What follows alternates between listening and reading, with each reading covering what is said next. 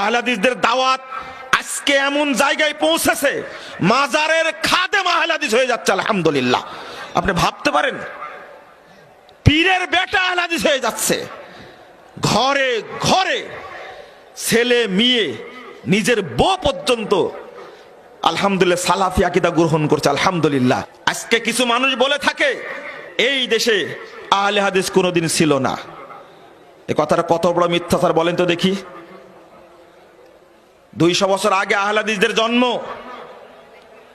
হায় হায়, আমাদের এলাকার মসজিদে আসে, মসজিদের বয়স ছিল আহলে হাদিস মসজিদ 500 বছর আগের মসজিদ আছে।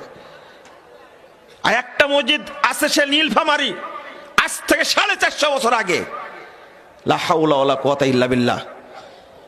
মামলা হামলার এই সমস্ত ভয় আপনারা করবেন না, মনে থাকবে সর্বত্র দাওয়াতি কাজ করে যেতে হবে। এখন সবচেয়ে বড় প্রয়োজন হলো ঐক্যবদ্ধভাবে দাওয়াতি কাজ করা। পিস টিভির মতো একটা চ্যানেল কারা বন্ধ করেছে? এটা প্রশাসন বন্ধ করেছে, আওয়ামী লীগ বন্ধ করেছে, বিএনপি বন্ধ করেছে।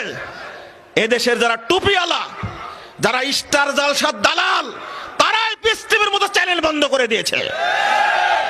বাংলাদেশের নোংরা চ্যানেল কত চলছে, যুবক যুবতী আজকে নষ্ট হয়ে যাচ্ছে। কালকে একটা রিপোর্ট